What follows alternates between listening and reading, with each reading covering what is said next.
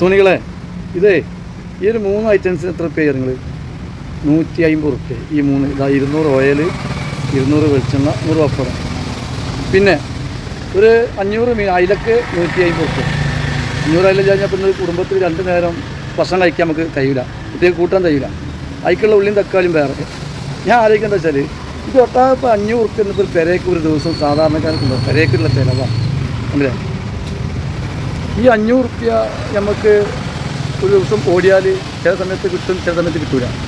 ഞാൻ പറഞ്ഞതെന്ന് വെച്ചാൽ ഇന്നത്തെ കാലത്ത് സാധാരണക്കാരന് ജീവിക്കാൻ വളരെ പ്രയാസമാണ്. ആ ഒരു തെളിവാണ് ഈ കാരണം. ഈ ഒരു 3 ഐറ്റംസ് 150 മാത്രമല്ല, മീൻ 150, 300. തക്കാളി, ഉള്ളി, മറ്റുള്ള കാര്യങ്ങളൊക്കെ വേറെ. അരി വേണ്ടട്ടോ, അരി കാരണം നമ്മൾ മഞ്ഞക്കാടാണ് റേഷൻ പിടിയിൽ അരി കൂടി കിട്ടിയപ്പോൾ നമുക്ക് എന്ത് ചെയ്ത് അരി കൂടി ഉണ്ടെങ്കിൽ അരിക്ക് ഒരു കിലോ 60 രൂപ. അതും കൂടി ഉണ്ടെങ്കിൽ വൃത്തിയായി 600 രൂപ ഒരു ദിവസം സാധാരണക്കാരൻ്റെ ചിലവ്. എന്താ ചെയ്യുക? എങ്ങനെ ജീവിക്കുക ഇന്നത്തെ കാലത്ത്? നിങ്ങളൊന്ന് ആലോചിച്ച് നോക്കിയാൽ